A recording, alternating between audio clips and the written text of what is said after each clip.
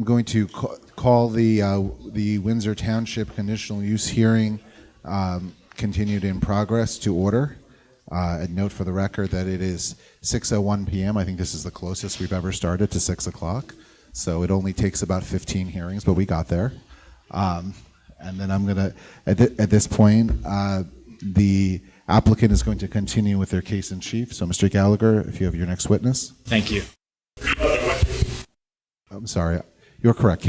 Rebuttal. In my head, I was thinking rebuttal, but I said case in chief. Yeah.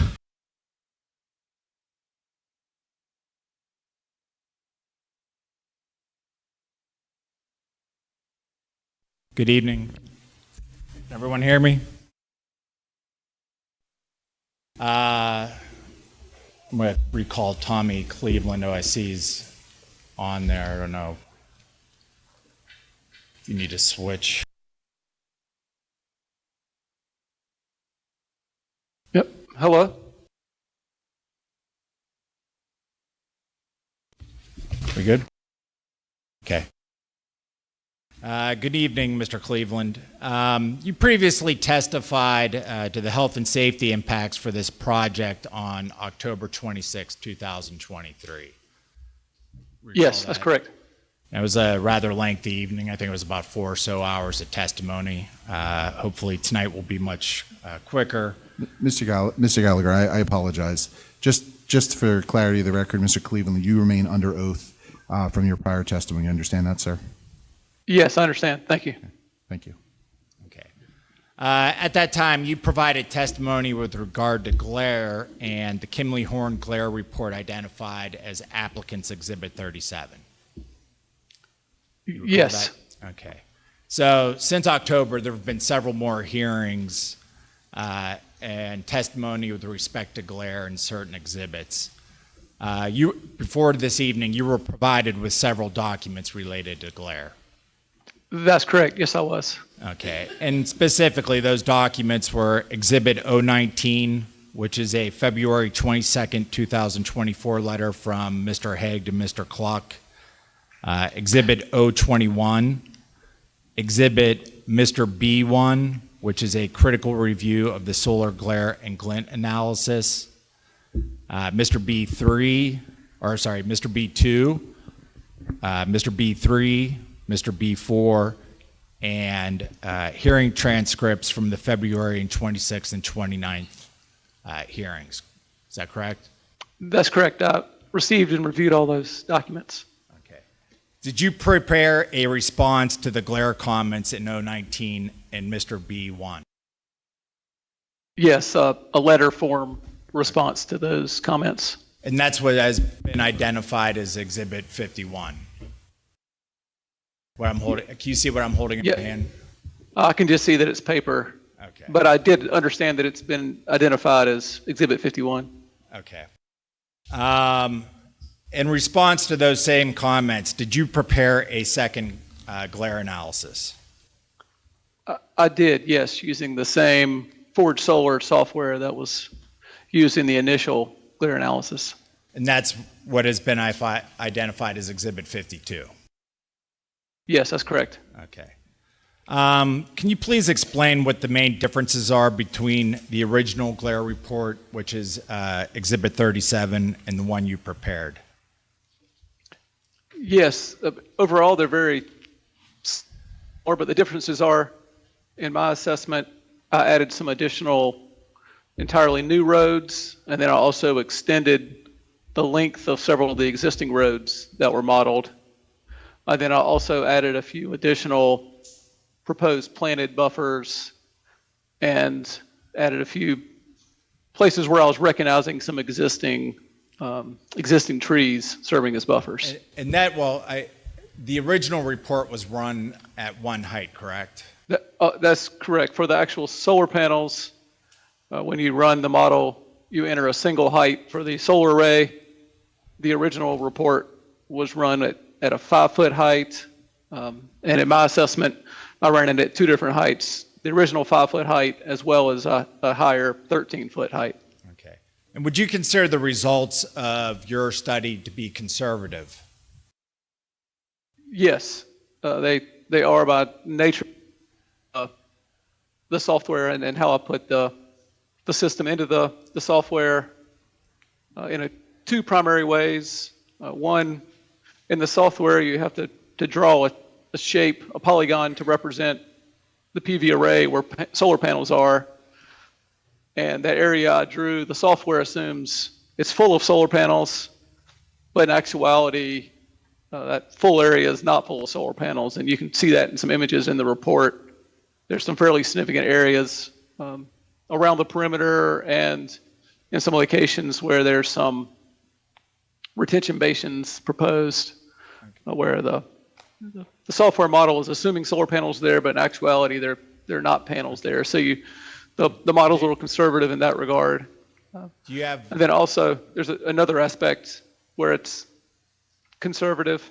Well, in that. Sorry, am I interrupting you? Go ahead. No, sorry, I didn't mean to. Do you have the ability to? You referenced some figures.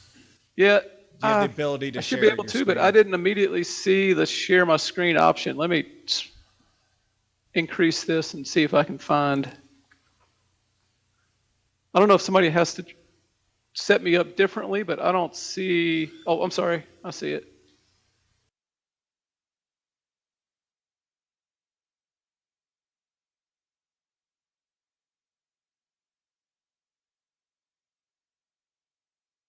Mr. Solicitor, while he's looking for the share function, this is supposed to be rebuttal. This is not supposed to be new evidence. So I'm going to move to exclude Exhibit 52, and to the extent Exhibit 51 does not rebut the comments that are in the letter, I'll move to exclude or strike any aspect of that letter that has nothing to do with rebuttal. Response? Well, he already testified that the comments or the comment letter and the second report were done in response to comments that were raised during the objectors and other parties' case in chief. So it's responsive to every single issue everyone in this room has raised over the last however many months.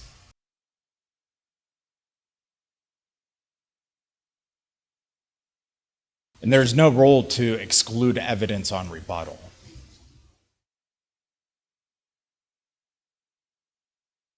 At this point, I don't know that there's been a motion to seek for its admission.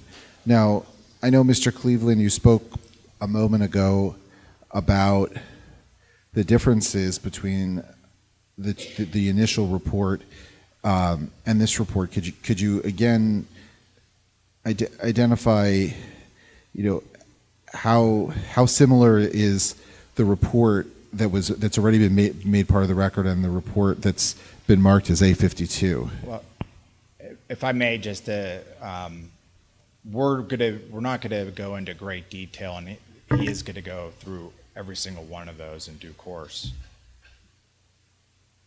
So he's going to go through the differences. Yes.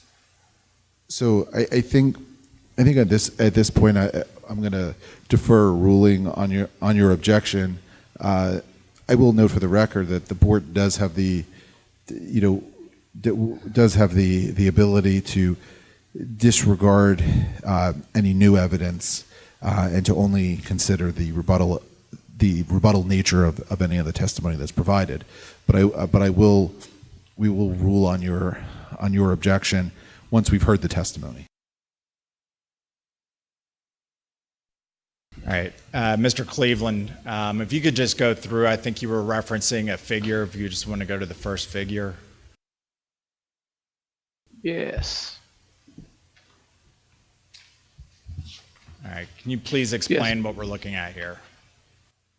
Yes, this is the full system that was modeled in the software, the Forge Solar software. The blue areas are the PV array. That's where the solar panels are.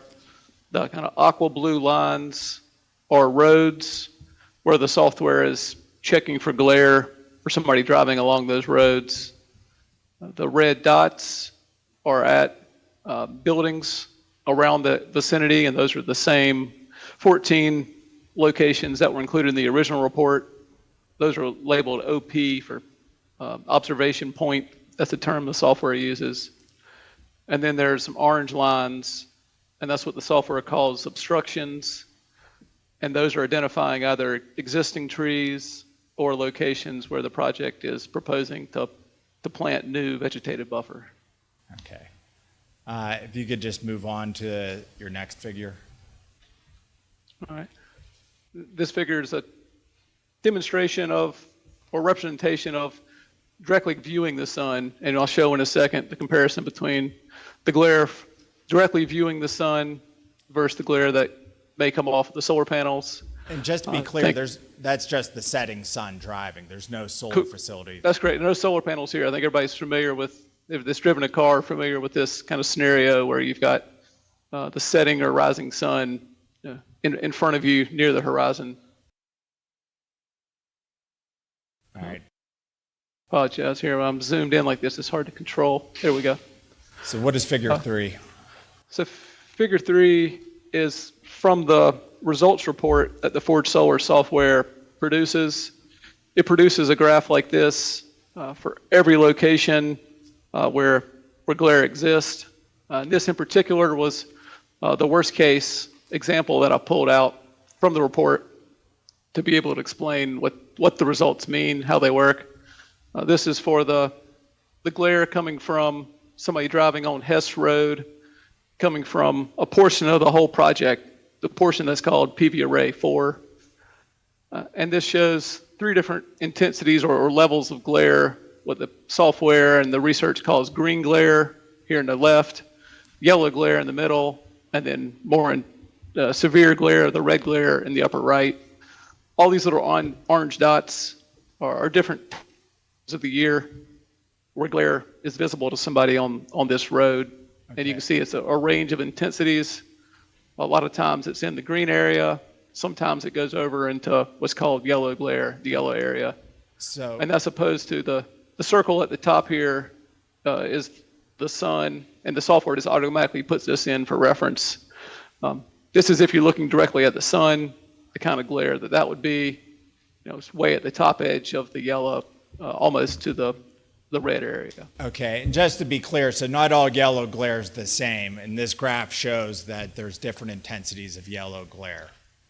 That's correct. The vertical axis is a degree of intensity of the light, and then the horizontal axis is a degree of the size of the visual glare that you're seeing, and then it's the combination of those 2 factors that classifies that as either green, yellow, or red glare. Okay. Yeah, there's very different sorry. types of glare that follow in yellow. Yeah, so there's a pretty wide range of what's considered yellow glare. Okay. And this is taken from the appendices that are included in Exhibit 52. That's correct. This is automatically generated from the Forge Solar software, and this was taken directly from Appendix A. And this is the worst case for any example at the time of planning. That's true. Where worst case is defined as how far over into the yellow area does any of the glare go. Okay. Yes. So right. that's how I classified this as the worst case. There's others that are similar, but none that are worse. Okay. You just go on to the next figure, please. Okay. So what are we looking at here? Yeah, this is one of the 4 PV array areas in the software, the one that's labeled PV Array 1. And this is an overlaying of 2 different images. And both images had a satellite image associated with it. So that's how they're aligned, by lining up the satellite images. So in the background, there is this blue shape, and that's the PV array area in the software. And then all the detail that's on top of it is the CUP site plan for the project, where all that detail is showing equipment to be installed. Most of it's solar panels, but then there's also this road and inverter equipment along the middle. So, and it's, sorry. Yeah. I was going to say, the last thing is showing that we've got an accurate representation in the software that the blue area includes or captures all the solar panels that exist. And then as I was mentioning earlier, part of the conservative nature is the blue area also captures some areas that aren't actually planned to have solar panels, but the software would assume everything in that blue area is solar panels. Okay. And this is overlaid on the plan that was submitted on January 9th. Yes, that's the Mr. correct version. Solicitor, I'm going That's to correct. object to this exhibit. January 9 site plan layout is not in evidence. He's testifying about documents that are not in evidence, and that's not appropriate. Mr. Cluck, I think I'm inclined to agree. My question for Mr. Cleveland was going to be where, because I am looking at at A52 side by side with A37, which is the original solar glare and glint analysis report. And the first thing I'm going to that I observe is that the original appears to be about 20 pages less in length than the new document that's been submitted, which is not in and of itself conclusive, but is noticeable. And I want to know where, we're here in the nature of a rebuttal, and so I want to know where in this prior report this information exists, which I don't think it does, but I'm going to give you the opportunity to tell me where when I say this information, I'm looking at figures 4, 5, 6, and 7, this overlay. Explain to me, Mr. Gallagher, how this is not an attempt to add information to your case in chief as opposed to a rebuttal. Well, I'll just restate what I said earlier. There were issues that were raised during the objector's case in chief, which this report and testimony is responding to. So, if we could go about and finish our case, I think it'll be clear.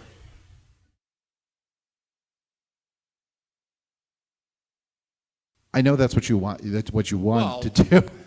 But my question is, we're here on rebuttal. The intention here is for you to be given an opportunity to rebut evidence that was raised during the case in chief, but you're not permitted to introduce new evidence. Explain to me how this is not new evidence. We are permitted to introduce new evidence on rebuttal. And this is evidence in response to evidence that was produced in the case in chief. So he's laying some foundation to reach conclusions. Okay, let's assume that's true for the moment. Mr. Cluck's current objection is that you are seeking to introduce evidence of with regard to a plan that has not been made part of the record.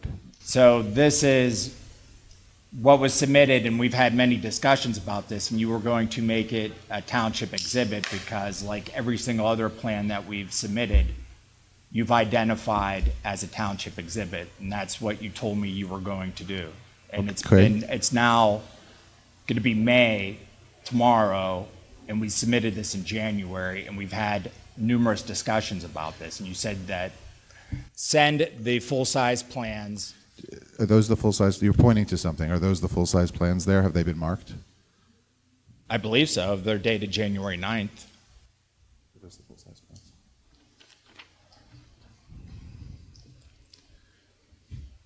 We'll go off the record to check this.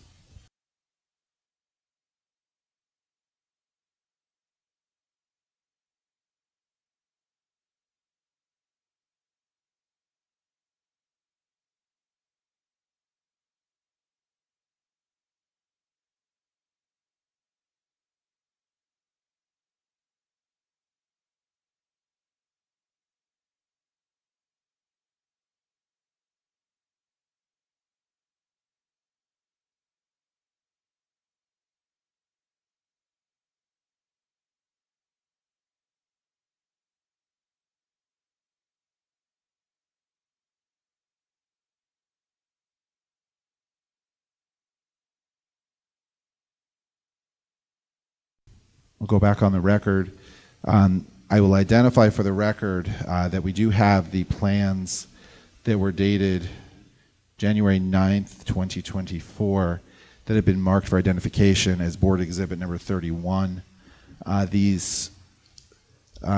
will note that there is a transmittal notice on here with the date of March 27th of 2024, but the actual date on the plans is January 9th, 2024. Are these the plans, Mr. Cleveland, that you are overlaying? I think so. I'm having a hard time hearing your microphone. I think you're asking me, is the January 9th plans the ones I use? Yes, that is the question. Yes, that is correct. That's the version of the plans that you're seeing here. Okay. So, Mr. Cluck, your objection is overruled because, as an administrative matter, we have marked these for identification at this point in time for reference. Although I note your objection generally to this exhibit, and I share some concerns that we're gonna get a field from the purpose of rebuttal. So I'm going to give you some latitude here, Mr. Gallagher, but that objection is still pending as far as I'm concerned. And don't they need to authenticate and have a witness testify to this document? I agree with you. All I have done is mark them for identification. They've not been admitted to the record at this point because they have just been identified. But they're relied upon by an expert witness in his report and testimony. I think they need to be into evidence, not just marked for evidence. It is in evidence. It's been marked for identification. Township Exhibit 31. That doesn't mean it's in evidence. No, I'm agreeing with your proposition. Responding to Mark, that's Sean. Yeah, I have marked it for identification. At this point, no one has moved for its admission, so there's been no ruling as to its admissibility. But as a preliminary matter, there would need to be foundation as to what it is and why it should what the basis for admission is. Okay. Can we go on with our testimony? You can go on, but I think that Mr. Cluck's renewed objection as to the reliance on these exhibits, without this being admitted into evidence from an evidentiary perspective, I think you have an issue that you need to resolve.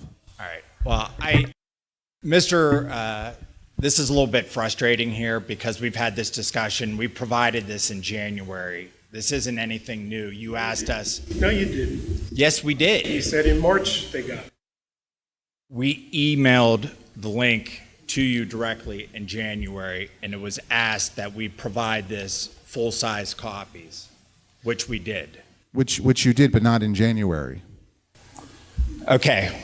I think we've got that agreed with. Wait a minute, but the point is he's claiming the January 9 layout is rebuttal in response to testimony. Mr. Haig's expert testimony post-dated the January 9 plan. The January 9 plan appears, and we'll find out if they ever put a witness on, in response to GVC's comment letter from October. My understanding is that's the basis for the changes January 9. And I would object that was after their case in chief, but we can get to that later. My whole point is to authenticate this, they need to put a witness on. Mr. Hughes will be here. He was to be here on Thursday, which we agreed was a date. When we had this discussion here, right, and May 26th, we all came to this table. I have this witness who's available here and here. Mr. Hughes was going to testify at the last hearing, but we didn't get to him. And I told you he was going to be unavailable. So we agreed that he would testify on this Thursday, which found out yesterday it was canceled and now potentially going to be in May 29th. No, I announced at the last hearing that the May 2nd was not going to, I believe, was not going to work because the school had notified us that it was not That was not an available date. So it's a circumstance outside your control. I'm not going to hold you responsible for it. What I would propose is that you may proceed with this testimony, but the admissibility will be subject to you being able to lay the foundation, among any other issue that's raised. Okay, thank you. Before we go on, I just want to make an objection on the record that I object to both of these exhibits being used. I wasn't given these news plans in advance. I don't know if any of the other pro se parties were given these plans, but I have not seen these plans, and I don't think rebuttal is a time to introduce new plans and new evidence. Thank you. Thank you. Your objection is noted for the record, and will be addressed along with Mr. Cluck's objection. Do any other pro se parties wish to come forward and raise an objection?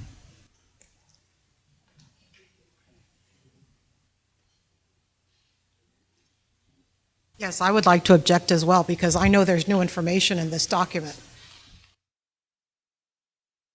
Thank you. Are there any other pro se parties?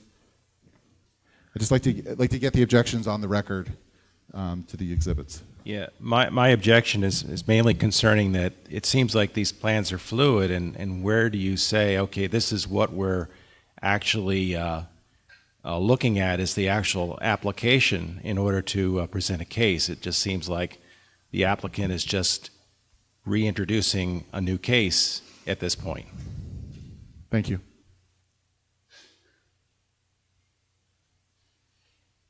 I don't know if I can use the word ditto, but ditto. And as far as You can say I joined the prior objections. adding all this stuff that we don't know about, and it's like we're going to just, every time we bring something up, they're going to change something else to counter it. Yes, I object as well. Seems like every meeting we have new evidence, new plans, new changes, changing the name. I mean, what's going on? I mean, it's turning into a kangaroo court.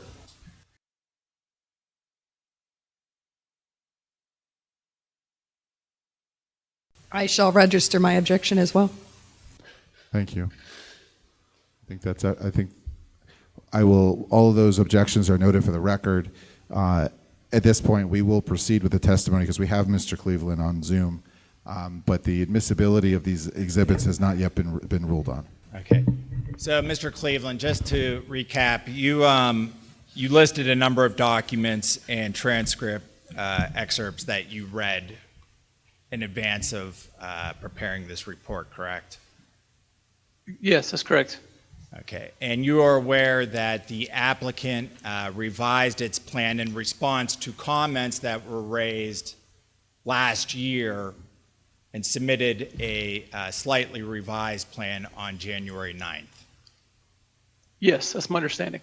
And that was the plan that you reviewed. That's correct. The January 9th plan. Okay, thank you. Just to move along, if you could just go through to figure number 5, please. Yep. Yep. Figure 5 is the same concept, but for what's known as PV Array 2 in the software, is providing clear verification that what's modeled in the software is capturing all the planned PV panels. And again, yeah. 6. Go forward to figure 6, similar for PV Array 3. And here you can see this one's a little more conservative. There's more area there inside the shape that's doesn't actually have solar panels. And then finally PV Array 4, the same idea, just providing verification and improved close-up visual of the exact outline of the PV array that's modeled in the software. Okay, so a common comment or objection that was raised during the objector's case was that the model should have been run at 2 different heights, correct? Yes, there was a comment about that. And there was also comments about that additional roadways should have been modeled, correct? That's correct. There were comments about that. And that is what your report is specifically addressing, are those comments. That's correct. Those are the things I changed from the original model, and then that's the point of my report is to show the results with those changes. Okay, and if you could go to Figure 8 and explain what we're reviewing. Okay. Figure 8 is showing all the obstructions that are in the software model. And because they represent two different things, I've just manually colored this image green for the portions that are representing existing trees. And then the portions that are orange are the obstructions that are the proposed planted buffers that the project would plant. And you have recommended additional buffers? That's correct. A few sections of additional buffers that are in response to the modeling results when I added the new roads, and that made it obvious that there were some locations that should have buffers to minimize the glare visible on those roads. And do you have a figure in your report that shows the differences in buffer? I do. That's what this next figure is. The images on the left show the original version of three different parts of portions of buffer. These are all proposed buffers, so these are all planted buffers, the three on the left side. And then on the right side is from my updated analysis, and you can see I've just circled in red the additional portions of planted buffer that I found would be appropriate to avoid glare on the roads that were not previously modeled. Okay. And just to be clear, the original report found that there was no concentrated glare or red glare. That's right. The results were very similar to my results, and like that image 3 I showed earlier, it found some yellow glare, but nowhere near anything near red glare or concentrated glare. Okay. And your reports are no red glare, no concentrated glare. That's correct. Okay. I'd like to turn to what has been identified as Exhibit 019 and the comments related to glare. Comment 44 of Exhibit 019 provides or states that not all 14 observation points were labeled in the original report. Were all of them listed in the original report? Yes, they were all in the original report. And were they all listed in your secondary analysis? They were, and I think I have an image of that here. I provided this zoomed in image from the software to make it more clear than the report that's automatically generated by the software. But yes, this shows all 14 of those observation points. Okay. With respect to comment 45, it states in Appendix A, component data, the tilt angle for all solar PV arrays is 30 degrees. The correct optimum tilt angle for a fixed tilt solar panel cited in the Hamburg, PA zip code is 31.8 degrees. There's not a lot of testimony on the assertion that 31.8 degrees is the optimum tilt angle, but from a glare perspective, is there a significant difference between 31.8 degrees and 30 degrees? No, those panels will be very similar orientation, and there'd be just a minute difference in the results. Nothing material difference in the glare results. What is the industry standard for modeling? Referring to the tilt angle, it's to model the expected tilt of the panels, and the way the racking makers often offer the tilts is they're not offered usually they're not offered to an individual integer degree or fraction of a degree. They come in 5-degree increments. So you'd have the option to get a 25-degree tilt or a 30-degree tilt or a 35-degree tilt. And those would be the pre-made choices from the manufacturer.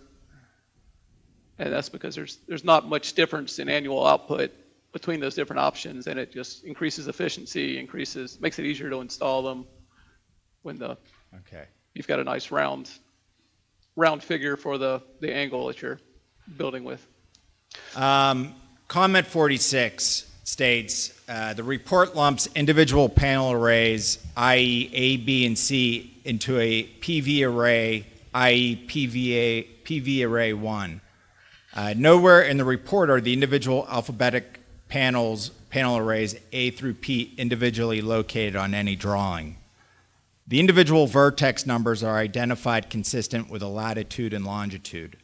The reviewer therefore cannot verify the input data and replicate the analysis without plotting the 85 individual panel arrays to determine if the entire 330-acre farm is properly modeled. Do you agree with this comment? No, particularly that last part where he's got an opinion that it was not properly, or that you could not replicate it based on the information in the original report. Or I guess he's saying you couldn't replicate it easily. You'd have to type in a whole lot of latitude and longitude values. You certainly could replicate it that way, but because the reports that were included in the appendices, the original report, they provide all the information that goes into building the model. So somebody could get software, type in all that information, and exactly recreate the model. But it would be a bit tedious. You could also, with ample accuracy, just rebuild it graphically or manually from the image. Very, very much like here, the way you enter this array area And what is are you, graphically. and sorry, you just can you, click for the corners. For the record, can you just refer to what, this is Exhibit 42, Sorry. 52, Figure 4 that you're. Figure 4, yes, that's correct. And so the way you enter this into the model is you graphically select each corner to build out this polygon. So somebody could easily recreate the polygons from the original report, and I've got more zoomed in versions in my version of the report that would make it even easier. But somebody could accurately reproduce the forged solar model from what was included in the original report. So that was the second half of that comment. The first half of the comment was questioning if it was modeled as accurately as possible, suggesting that it might be better to, instead of modeling just 4 distinct arrays in the software, to model it as 15 or 16 different arrays, because the original report just had labels that called this array ABC instead of array 1, and they were saying, well, what does ABC mean? But it's modeled appropriately. When you read the user manual for the older version of the software or the help files for this current software, it makes a point of this very clear that you don't want to model too small of individual arrays. You want to model a portion of array, a portion of solar panels that can be seen at once, like from an individual viewer, all the panels that they might be seeing that could produce glare at the same time. You want to include that all as one array in the software, because the software analyzes each individual array independently. So if you had entered this as 16 smaller arrays, the software would only show you glare from each of those independently, and it wouldn't like add up the glare from the 2 that were side by side. You actually would experience it together. So it would underestimate or underpredict the glare. But the project is split up such that there are these 4 distinct groupings of solar panels that very naturally fit into 4 different arrays. So they're incorrect in their assertion that or suggestion that it'd be more accurate to model it with lots of little arrays. It's modeled properly in the original assessment and in my assessment with the 4 kind of moderate-sized arrays. Okay. So comment 47 it states, in Appendix A, component data, the height above ground for all solar panels is set at 5 feet. The height above 5 feet is defined as the height to the centroid of the panel situated on the rack. The applicant has not determined the solar panel that will be purchased, the dimensions of the individual panels, or the number of panels racked above one another. The applicant, therefore, has not documented an appropriate height above ground. Section 615E states that no part of any support structure shall exceed 20 feet. Exhibit 12 indicates that the drip edge of the panel will be a minimum 18 feet above ground. Assuming the applicant's 30-degree tilt angle, the centroid, the panel array could be anywhere from approximately 5 feet above ground to approximately 11 feet above ground. Is it of any consequence in your analysis that, in just terms of glare, that the applicant has not determined the solar panel that will be purchased? No, it's not of consequence, and it's typical when glare analysis is being done in terms of the development stage of a project. I explain that in a couple ways. I mean, one, the Forge Solar software has no input for the PV type of technology, like cadmium telluride or silicon based. It just doesn't have an impact. All the glare that does occurs off of the glass surface of the module, and both types of modules have a glass surface. What does matter if it's smooth glass or textured glass, and then it also matters just very slightly if there's an anti-reflective coating. But industry standard for all those types of panels, smooth glass with an anti-reflective coating. So that's how it was modeled. Okay. So- where did you determine? And you ran did you determine where the centroid would be? Correct. Yes, based on. And I want to have one clarification. When you read that quote, I don't know if it's maybe written wrong. You mentioned 18 feet, and it should have been 18 inches. Yes, 18 inches. Talking about the lower edge. And yes, what was not mentioned in that quote was the plans. The most concrete dimension that the plans give is that the upper edge of the rows of panels would be typically 13 feet above ground. So working from there, I've estimated that the centroid would be kind of 9 to possibly 10 feet range, depending on what exact PV model was or module was installed. And then the recommendations for the software, though, is to not run the software at the centroid height, but actually to run it twice, to run it once at the height of the very bottom edge of the panels, and then run it again at the very top height of the panels. So that's what I've done. I've run it at 2 different heights and provided the results for both. Okay. So comment 51 states, on page 327 of the official record testimony, starting with line 16, Mr. Cleveland testified regarding glare.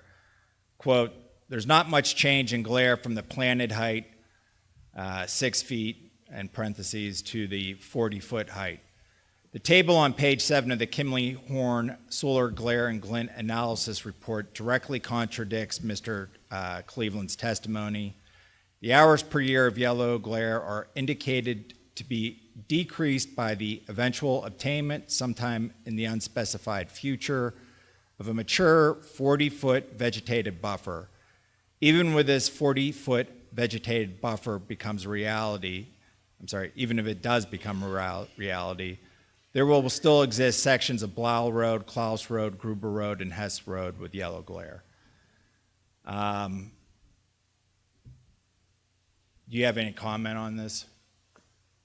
Yeah, and the comment there is correct. At least the transcript, says that's what my response was. They're correct in the remainder of that comment about the fact that the mature height vegetation does block a very significant amount of the glare that's expected when the buffers are just at their original planted height. So I'm not sure why I responded the way I did. It was fairly deep into that long testimony. I'm assuming I may have, for some reason, thought of a specific road that had little impact versus overall. The vast majority of the roads had very big impacts, meaning big reductions as the buffers grew. But I am speculating. I don't remember the specific comment or why I commented that way, but I agree with the commenter that I was incorrect when I said that. Okay. So turning to the Mr. B1 glare comments. In the first comment, Mr. Balthaser opined that the Kimley-Horn report was misleading because it states that glare from the flat plate PV systems is comparable to that of smooth water and not expected to be hazardous. He goes on to note that the source reference was with respect to air navigation and not motorists, pedestrians, or stationary locations. Do you believe that that statement was misleading? No, I don't think it's misleading. It seemed like an appropriate summary of the original statements. And why is that not a misstatement? Why is it not misleading? Because of the difficulty of landing an airplane versus being a pedestrian or driving a car. With an airplane, you've got 3 degrees of freedom, left to right, back and forward, and up and down, and much faster speeds, so less margin of error for adjustments as opposed to walking or driving. So if the conclusions were it's not hazardous for pilots, then it seems like a reasonable extension to say it's also not hazardous for drivers or pedestrians. Okay. And you prepared these responses that we're going over. And correct. Yep. Okay. Yep. Let me see, just a few more for you here. In comment 4, Mr. Balthaser was critical of Exhibit 37 because Monument Road was omitted from the glare analysis. You did model Monument Road, correct? That's correct, I did. I've still got this graphic up. You can see the Monument Road label here. It's this road, roughly north-south on the western edge of the project. And that's yes, I included that. Just for the court reporter, that's Figure 1 in Exhibit 52 you're referring to? Yes, that is correct. Sorry about that. Okay. And you also modeled additional roads, correct?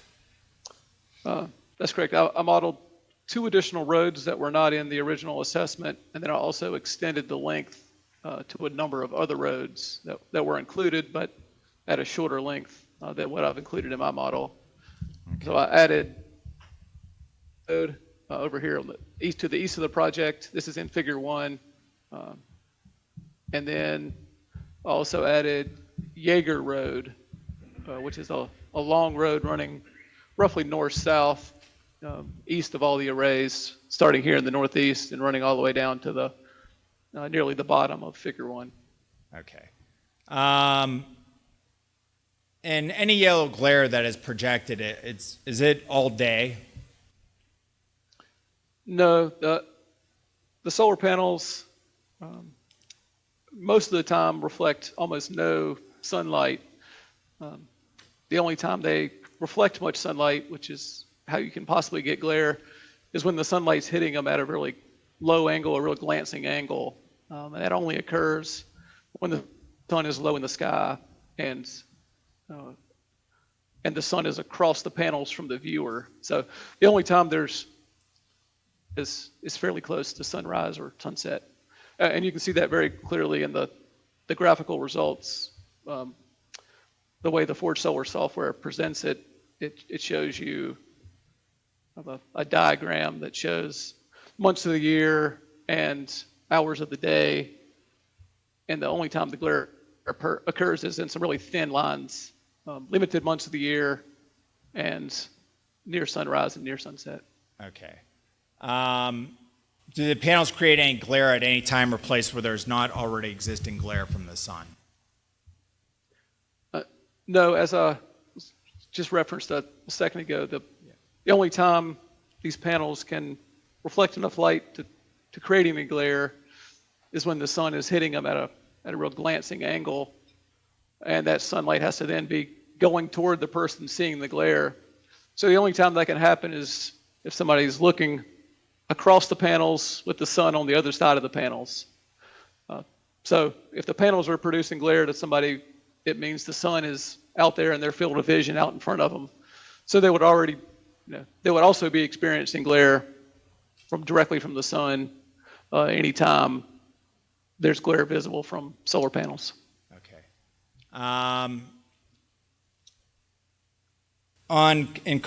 Just to finish up on that. So is the glare, this yellow glare, it's less intense than what you showed on figure 2 from the setting sun? Correct. In figure 2 was referring to when you're directly looking at the sun, like often happens around sunrise or sunset, when the sun's in front of you, if it's right in front of you, you're looking at the sun driving forward. And that degree of yellow glare, is much more intense, very close to what's considered red glare. I'm pointing here to figure 3 in Exhibit 52, where the direct viewing of the sun is at the very upper edge of the yellow, almost to the red region, Okay. as opposed to the yellow glare. Well, I should say the majority of the glare that does occur falls into the green category, but then the yellow glare that does exist is just across the border from the green area. It's visually larger than looking directly at the sun, but in many cases, roughly 1,000 times less intense. This is a logarithmic intensity scale here on the left. So every line is 10 times less than the line above it. Then comment 5 is of the Mr. B1 is critical of the original report because it did not analyze every property. Is it industry standard to analyze every property? No, not if there's a significant number of properties around the project, or it's a larger project. It'd be typical to just select a representative subset of the properties. Okay. Is it necessary to model every property? No, the properties that are modeled would be representative of the glare you could expect at the nearby properties. So if you could assume that a property nearby would have similar glare conditions to properties that were modeled. Okay. And in that same comment, there's just a question that Mr. Paul Thaser asked, will property owners be prevented from sitting on their properties or from leaving their homes for extended periods of time due to yellow glare? Yeah. Do you have any? No, and I think this figure 3 helps explain that. We're all very familiar with the sun and how intense it is, and the glare that it can have when we're trying to look in the same direction of the location of the sun. But it doesn't stop us from being outside or driving where we want to go. The glare that can occur, the kind of the worst case glare here that can occur off the panels is very similar to the glare that can occur off of a pond with the sun really low, setting or rising sun reflecting off of a pond. It's fairly similar to this glare, and that's not something that would stop somebody from being out or sitting on their porch. It's maybe even attractive to be on the porch with the sun glancing off a lake. So it's not something that's problematic that would keep anybody from doing outdoor activities or traveling. Okay. So I have a couple of additional questions. You were also provided with what has been identified as Exhibit S. Fowler 2 and March 21 hearing transcript excerpts, correct? Yes, I was. Okay. At that hearing, the fire chief had testified that he received training with respect to solar panels on a building, but not in a field such as this with a solar farm. Is there a difference between how solar panel fires on buildings and on solar farms are handled? Objection, that's not rebuttal. Is there a response, Mr. Gallagher? I just laid down the foundation. There was a question raised. Why is it not rebuttal, Mr. Cluck? I thought that was what his testimony and his expert report was all about.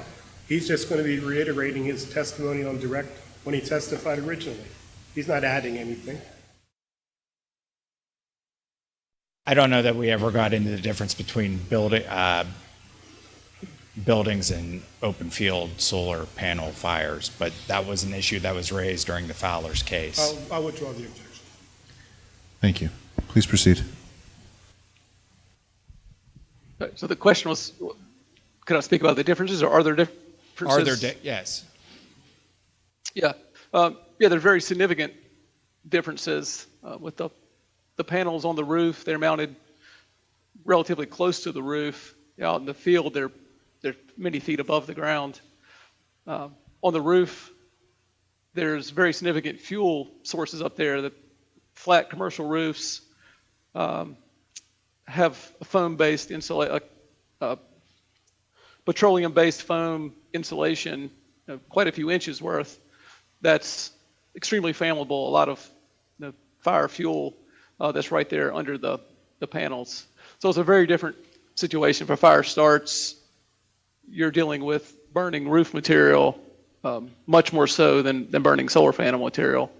And then there's also a difference in electrical hazard. Firefighters need to be on the roof, often need to cut through the roof. So there's very different electrical hazards there as opposed to in a field where the firefighters have no need to touch the panels, and the panels aren't in the way of anything. Okay. There was a question whether or not chemicals or foam would be needed to put out a fire with respect to solar panels. Is foam or chemicals needed for solar panel fires? No, they're not. The solar panel fires in a ground-mounted system like this will generally burn themselves out before anybody gets there to try to put them out.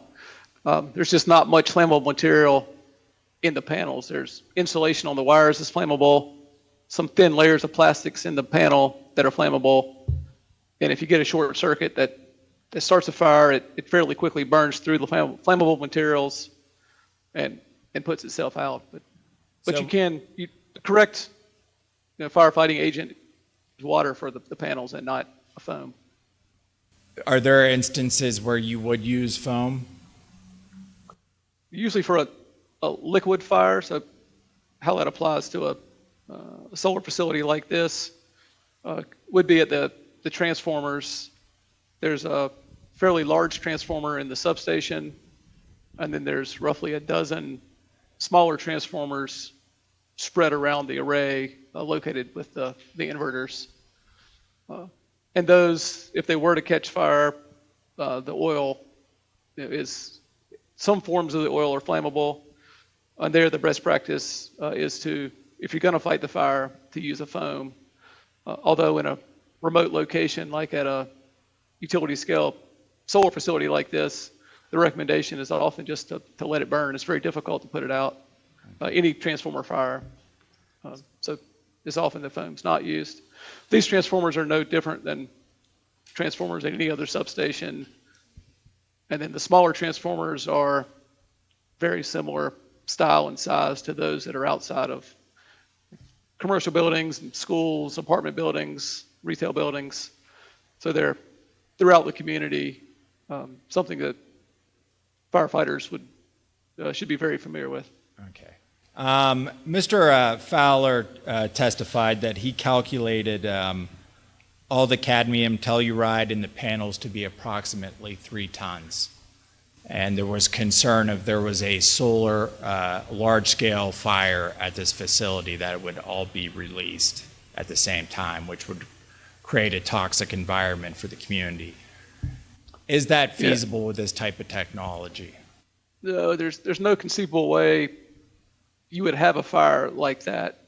The short circuits that could happen, or faults that could happen, would damage just a very small number of panels. a few to maybe 20 panels. Really the worst case would be you've got really long grass under the panels and you get a grass fire started. But there's a number of examples where that's happened, and the grass fire just is not intense enough to ignite any panels. So there's been several instances of this out in the western like drier regions of the country, but also I'm aware of examples in North Carolina and Florida where there's been a grass fire under a portion of the panels and none of the panels ignite. So it's just not conceivable to have a scenario where you have more than a very small number of panels burn. And then more to the point about releasing the cadmium telluride, the research that's been done by Department of Energy National Labs a couple of decades on cadmium telluride PV panels is that very small fraction, I don't remember the exact number, but on the order of like 1%, just a tiny fraction of the cadmium is released into the atmosphere. The majority actually gets encapsulated by the glass if you get an intense fire where you've got cadmium. And they were studying a case where you've got cadmium telluride panels on a building, so you may have an intense fire with the panels in the fire. When they're out in an open field, several feet above the ground, there's just no way to have an intense fire. Okay. Thank you. I have no further questions. Thank you, Mr. Gallagher. I understand there are some questions from the board. Mr. Davis?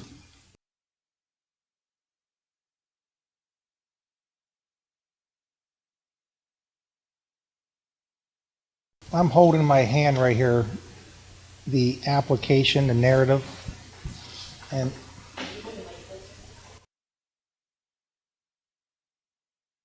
in the application here, in the narrative section of this, we got that?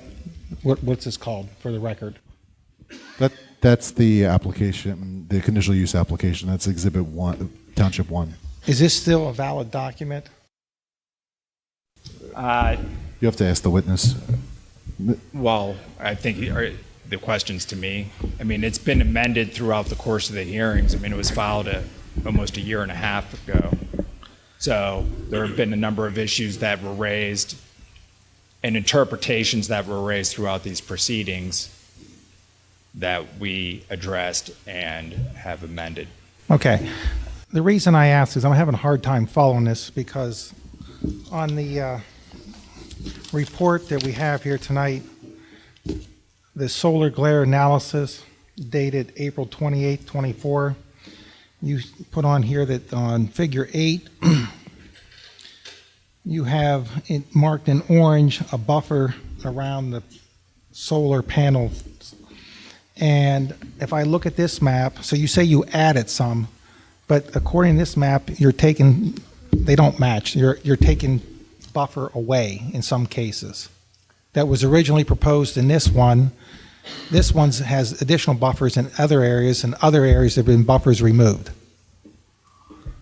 Yes, the buffers have changed. The buffers that are shown on this will be what we're proposing. And Mr. Hughes will be testifying at a later date, but these were just recommended to leeward, and they're going to add all the buffers. So the people that's in this room that are affected by the buffers on this sheet are removed. They're removed on this sheet, but they're here. So they lost buffer area. I don't know. I can't speak to that. Okay. I don't know that there's buffer there. I don't think that there's any buffer that was lost. Yes, there was. I can show you here if you like. Well, I would ask. Is this a question for Mr. Cleveland to answer? Is this within his? Well, whoever wants to answer it can answer it. I will say that Mr. Hughes, who's the civil engineer, will be here and can answer questions. The point is, there's a lot of record which document you're referring to. I'm looking at sheet number C100, comparing it to figure 8 that was presented tonight. So C100, that's in Township Exhibit 1, which was the initial application. On the right side, there's a chart that'll say the date of C100. Is there only one date listed or multiple dates? If this is dated 1/4/2023. Okay, so that's one of my concerns here. The other concern is on the response to Mr. Cleveland here, the questions proposed by Mr. Cluck to Mr. Cleveland. And it's in this report various times, which Mr. Cleveland states. I'll read one example. And there will be significant reduction of yellow glare once the planted buffers grow to a mature height. That's under response number 51. Under response number 52, it says the same thing. I'm paraphrasing this. This analysis also found no concentration of red glare and significant glare mitigation as the proposed planted buffers grow to maturity.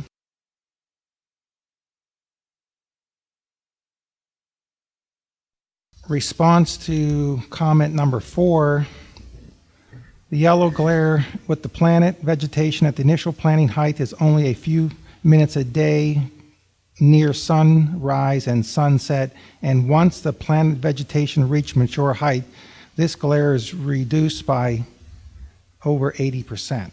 And there's other ones that I haven't cited. My question is, Mr. Cleveland, what are the residents supposed to do once the trees reach mature height, and what is mature height?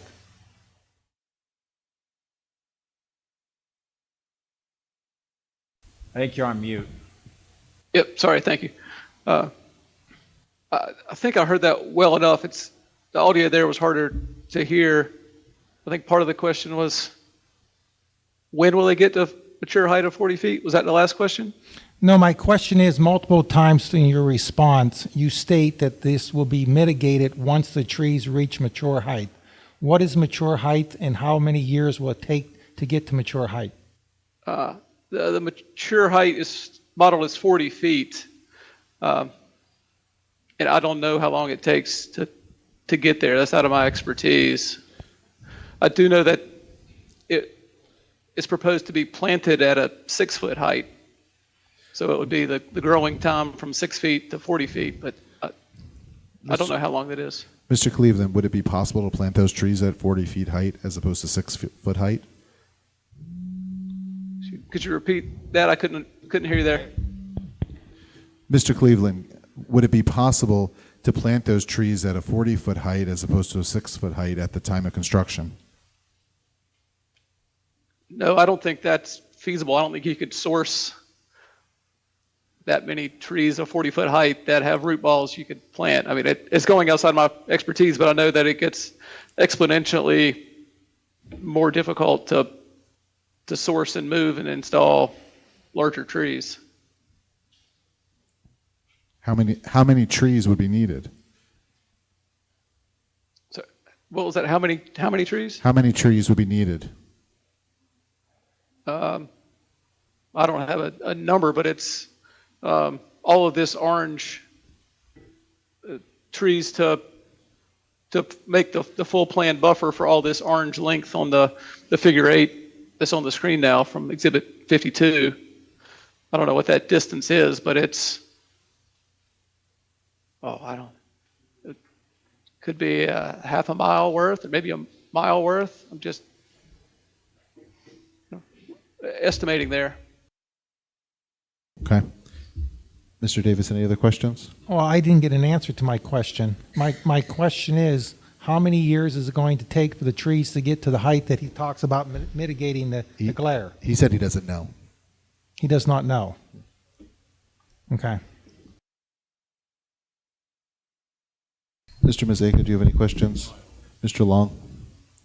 Okay. Time is up.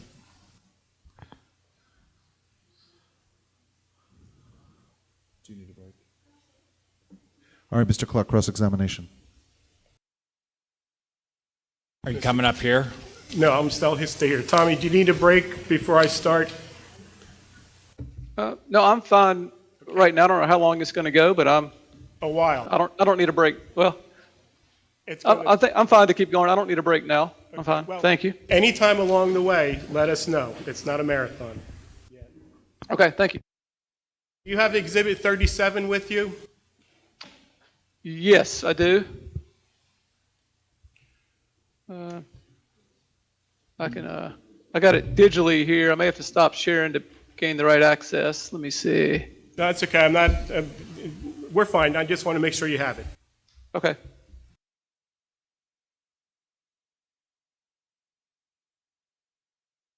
But yes, I do. I don't know if you want me to have it here in front of me, but No, I'm going to go through your testimony previously. On page 270 of the transcript, you stated that you studied quite a few utility scale solar systems on the order of quite a few, 20 or so. Is that correct? yes, where I've looked at or done a glare analysis for. That's correct. That you've prepared a glare analysis or reviewed a glare analysis? I don't remember how the question was worded at that time. So I'm not sure what I was answering, but I would guess You have I've the question? Yeah, the question I've probably is, produced. hold on, Tommy, hold on. Okay. Have you ever conducted any glare impact analysis or studies for utility scale solar systems? Answer, yes, I have. I've studied quite a few sites on the order of 20 or so. Is that Okay. accurate? Yes, it is. I think there I was trying to answer the question saying, yes, I've done a glare analysis for roughly 20 projects. When you say you've done a glare analysis, does that mean you have reviewed someone else's work product or you have prepared the model and report yourself? This is the second. I've prepared the model and prepared to report on it myself. You are also asked if you are a professional engineer, and I believe your CV says you are. At the time, you were not admitted in Pennsylvania. Are you now a professional engineer in the Commonwealth of Pennsylvania? No, I'm not in Pennsylvania. Have you sought temporary status as an engineer in Pennsylvania? No, I've not. Do you believe the work product you've prepared this evening constitutes the conduct of professional engineering in terms of design of this project? No, I don't think I was doing any design. Is figure 8 a design? Did you add roads? Did you add buffering? Isn't that design? Well, I would say I was trying to represent just what's there in the real world. I was trying to represent the PV arrays designed, the roads as they exist. And then I did add, suggest or recommend to the project to add some buffers to respond to glare that would have been visible without the buffers. Is the purpose of Exhibit 52, your April 28 analysis, is that to replace Exhibit 37?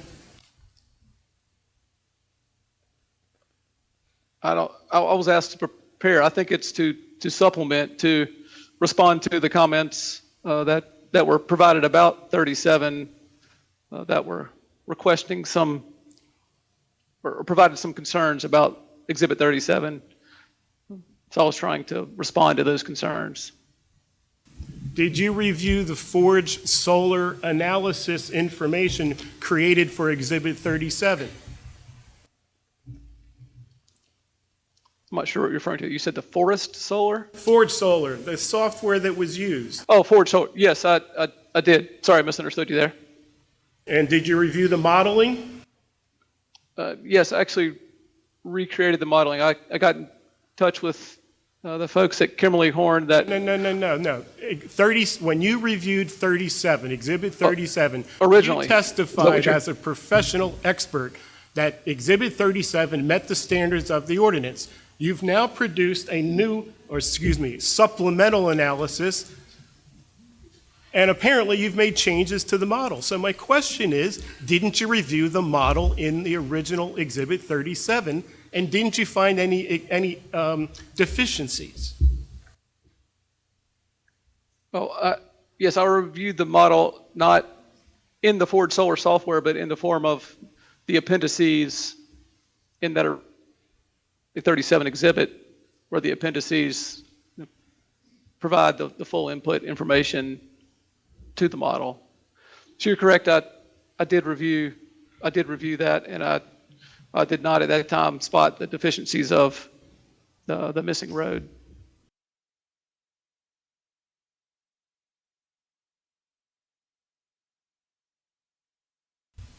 Does Exhibit 37 meet is Exhibit 37 in compliance with the zoning ordinance with respect to glare?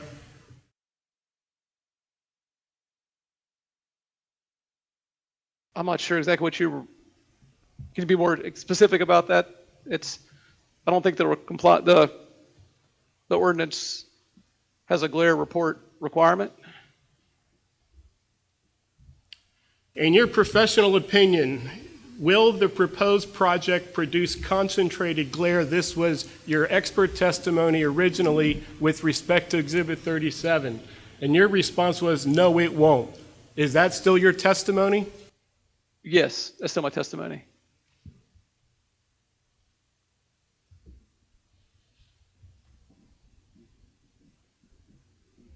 Where in the ordinance does it prohibit concentrated glare? Can you point me to a place in the ordinance that says that?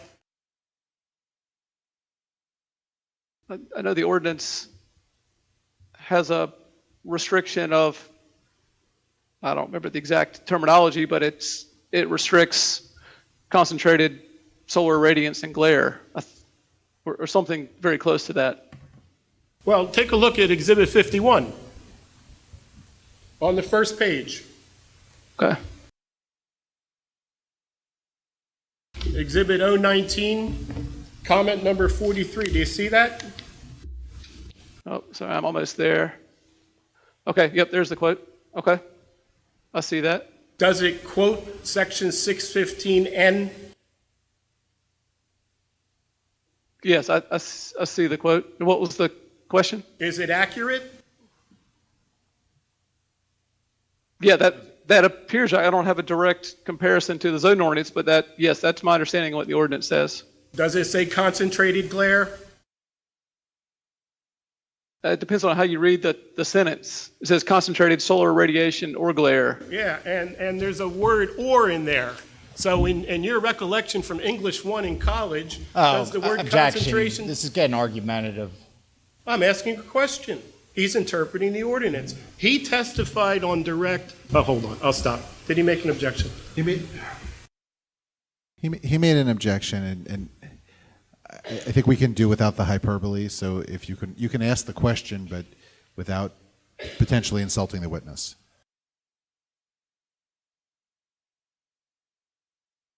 You provided a response to comment 43. Why?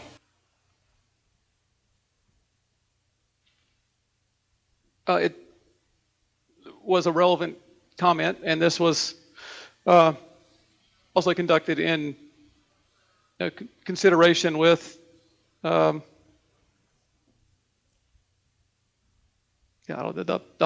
project in general. I don't remember exactly. I don't know if I have a more exact answer, but it was a relevant comment that could use a response. Comment 43 merely recites a provision of the zoning ordinance. You thought for rebuttal you needed to write something?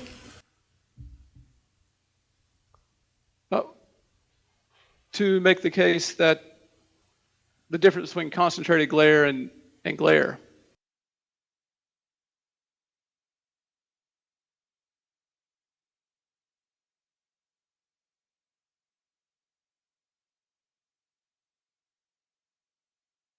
Comment 44.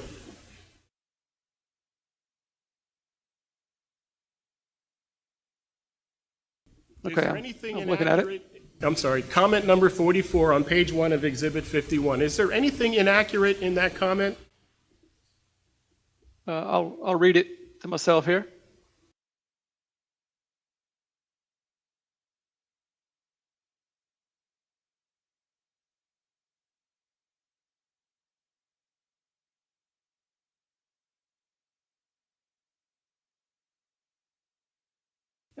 No, I don't think so. And when they're saying not labeled, it's saying that there's not, yeah, there's points that don't have numbers on them. They're not labeled to identify which observation point. So I don't immediately spot something that's inaccurate. I'm sorry, I'm not sure I heard that. You said there's nothing inaccurate in comment 44? Nothing that I spot immediately. I think there's suggestion that that this is a problem, but So if there's nothing inaccurate in comment 44, why did you respond? because there's a suggestion, underlying suggestion in comment 44 that somehow that original report was incomplete or didn't include observation points 10 through 14. And in your response, you're referring to Exhibit 37, correct? That's correct. And on page 2, Figure 1 has 14 yellow dots, correct? That's right. You then say in your response, the yellow dots match the locations of the observation points on image on page 12. Where's page 12? Okay, look, I think it's the beginning of the appendix, or maybe it's right before the appendix, but I'm See, I only have 9 Find out. pages in the report. Page 10 is references, page 11 is Appendix A, and then Appendix A is labeled pages 1 through 48. Which one is 12? I see 12 is the page in Appendix A that's labeled page 1 of 48. It's the 12th page of the PDF.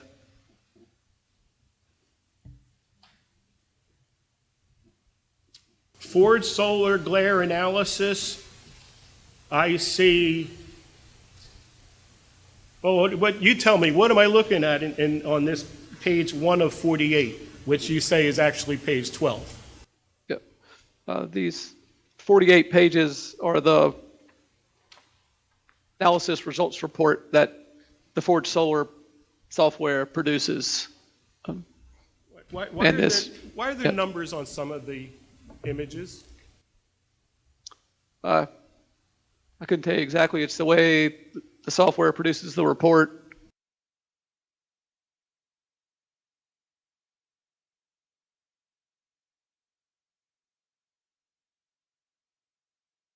So it's your belief that the observation points 10 through 14 are actually depicted on this page 12 of Exhibit 37?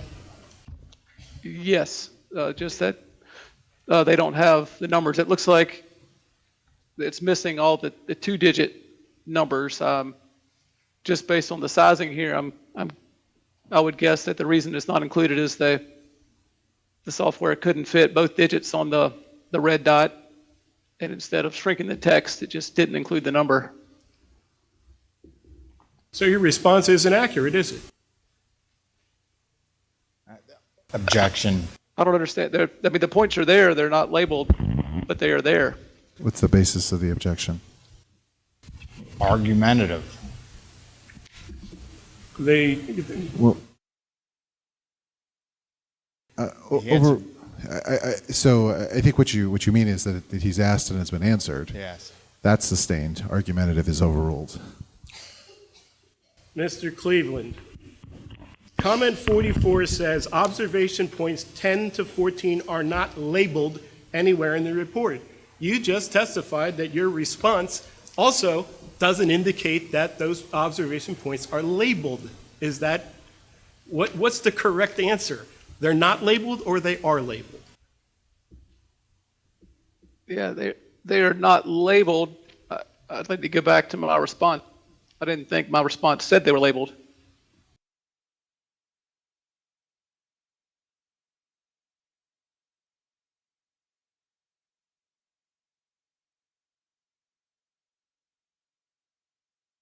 Comment 45.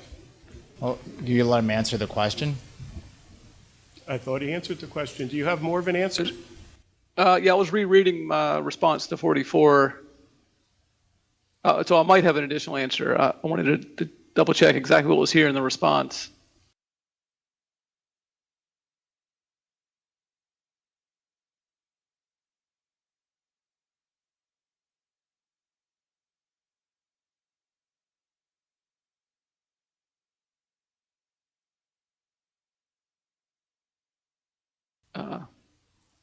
Yeah, you're correct that page 12 does not include the labels, and my response was not written clearly, maybe written inaccurately. It was intending to say that the locations are all identified, but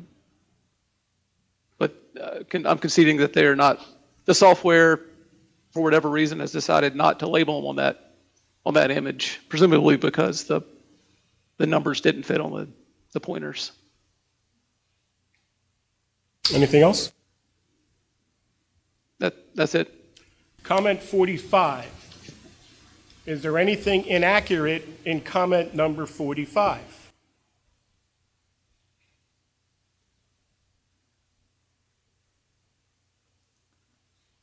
Yeah, I mean, I would question if the correctness of that optimum tilt angle. And what's your basis to question the optimum tilt angle for Hamburg, PA, or Lenhartsville zip code? Well, because that's based on one unknown source's calculation. I don't know what the source of that calculation was. More importantly, though, it's suggesting that that would be the optimum tilt angle for this project. And that's much more difficult to know. There's a lot more involved than just the zip code. Okay, but you're questioning the accuracy of the optimum tilt angle. Did you do any research before you wrote your response to the comment to determine whether or not that was accurate? I looked into the transcript of when that was produced to try to understand the source of it, and the transcript described what my assumption was of where it came from, which was it was about a balance of solar position in the winter versus the summer and the latitude of the area, but it didn't describe exactly where it came from, but it matched my assumption. I did not do further research than that. I'm very familiar with the concept of tilt angles and optimizing solar energy output with fixed tilt systems. In your response, you says it's industry practice to use a round number tilt angle to simplify construction. Is the purpose of the tilt angle to simplify construction or to determine whether or not there's a glare issue? The purpose of the angle in the solar analysis, the glare analysis model, is to represent what's going to be built, and what's going to be built is a round number angle because that's what's available. And when you say I'm sorry, Tommy, continue. That's what's available. I realize I use the word racking. That's kind of an industry jargon, but it's what's available for the mounting products. And you cite industry practice. Where's this practice documented? It would be documented through, I mean, it's general, I would say general knowledge in the industry, but you could look at the angles available for leading fixed tilt racking products, and they come generally in 5-degree increments. Like you could order a 25-degree rack or a 30-degree rack. You could not order a 31.8-degree rack.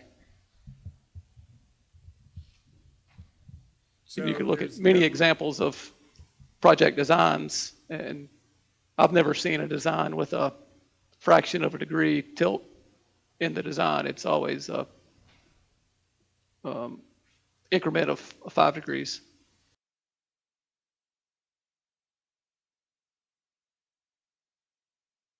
Comment 46.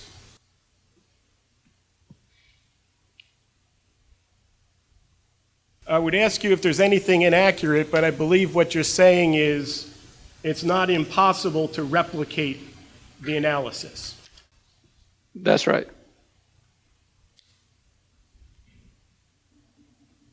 Your response references pages 12 to 26 and 61 to 75 in Exhibit 37. Where are they? That would be, looks like a we could go double check, but I think that'd be a beginning of Appendix A and Appendix B, or one. I forget how they're labeled. The first two the two appendices. It's referring to the first portion of the Forward Solar report, where it reproduces all the inputs to the model. And then after it reproduces all the inputs to the model, then it gives the results of the analysis. All right, well, let's go figure that out. I'm Okay. looking at Exhibit 37. I think we've established that page 12 appears to be Appendix B cover page. Is that correct? No, I'm sorry, I'm reading the wrong document. Hold on. Okay. Okay. Page 12 of Exhibit 37, there is no such page label. Appendix A is page 11, that's the cover sheet. Page 12 is the beginning of page 1 of 48. So Appendix A is 48 pages, right? And That's so what correct. you're saying Yep. is 12 to 26 would be, what, the first 14 pages of Appendix A? That's what I'm supposed to look at? That sounds right. Okay, now where's page 61 start? I'm looking at a 48-page Appendix A, Yeah. and I'm I've looking got at Appendix I've got it B. open in PDF format, so I can go to page. Oh, Well, I'd appreciate that. It would certainly help my sir rebuttal witness figure out Yeah. what you're writing about. I've actually got I think I moved through the pages too quickly. I see. I got to Appendix B- reopen it here. But let me. Appendix B is 37 pages. So 61 to 75, what does that match up to? All right. Sorry, I'm working to reopen that document. I've got a lot of PDFs open, and I was moving too fast. All right, 61 is the first page after the title for Appendix B. So it's the equivalent to that page 12 for the Forward Solar report. It's the first page of the Forward Solar report. That's page 61, and then I'll go to page 75.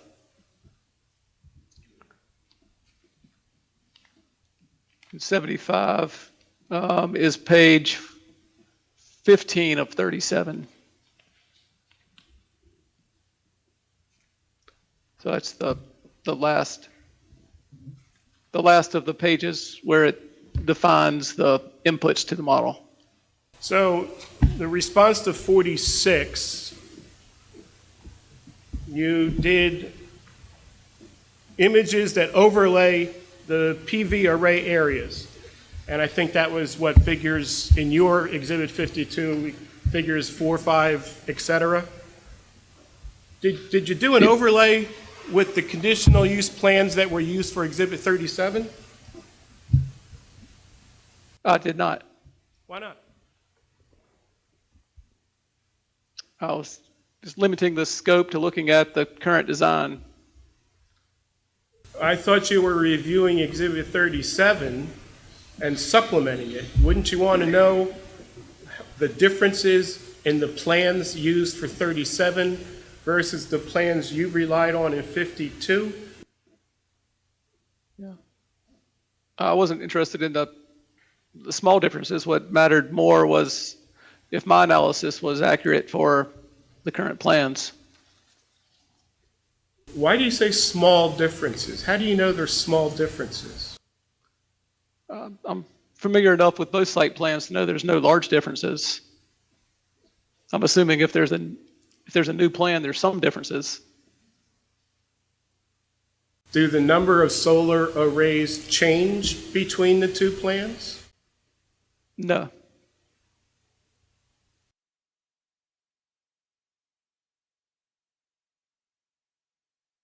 Do the number of detention basins change between the plans? I'm not sure, but I think they might. My recollection is that was part of what influenced the new updated plan was related to retention basins.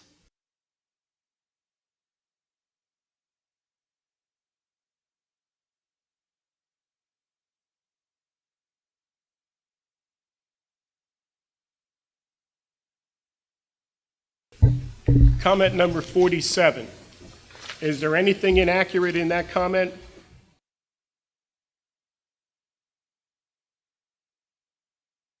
Oh, I've got to find the right.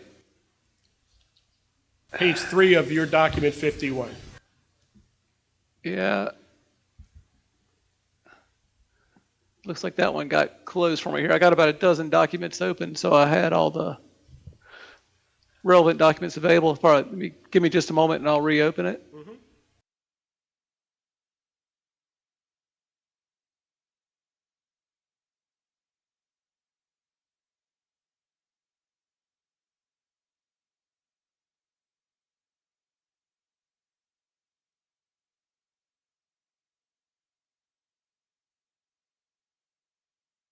Okay, I apologize for that. I've got it now. Which comment did you say? 47. Okay. Anything inaccurate? I'll reread it. I know well, let me read it here.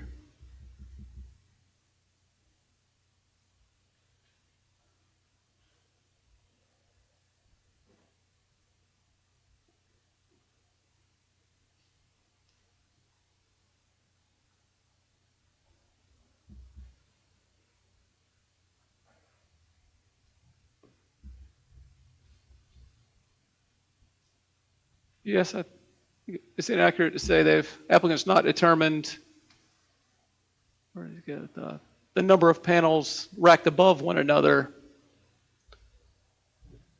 based on the dimensions, the cross-sectional dimensions for the rows of panels. And it's obvious to me that the dimensions mean that the applicant's chosen to have two panels racked on top of each other, or a two-portrait arrangement for the racking. So long rows consisting of panels, one stacked on top of the other, so rows of two panels, kind of like this.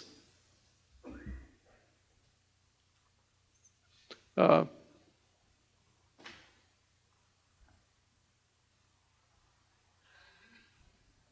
also question if it was correct to say they've not got documented an appropriate height above ground.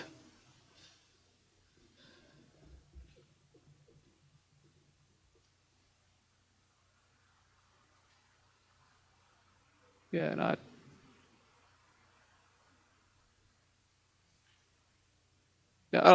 don't agree with quite the tone of some of it, but there's not much that's wholly inaccurate in there, I think, other than it's not been determined how many panels are racked on top of each other, where the answer is 2.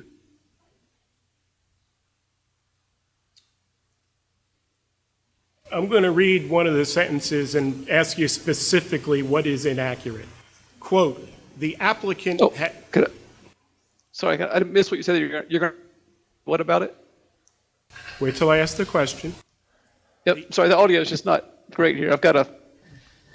It's okay, it's raining here. Yeah. The applicant has not determined the solar panel that will be purchased. Is that accurate or inaccurate? As far as I know, that's accurate. The applicant has not determined the dimensions of the individual panels. Is that accurate? Yeah, that's accurate, as far as I'm aware. The applicant has not determined the number of panels racked above one another. Yeah, and I think that's inaccurate based on the cross-section shown on the drawing. You mean Exhibit 12? I'm not sure the exhibit number. It was labeled as CUP site plan. In your response, you referenced site details 1. Is that what you're referring to? Yes.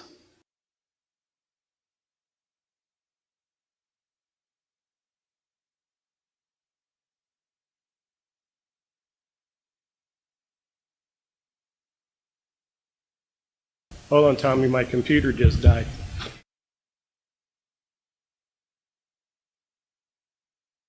Let's take a 5-minute break.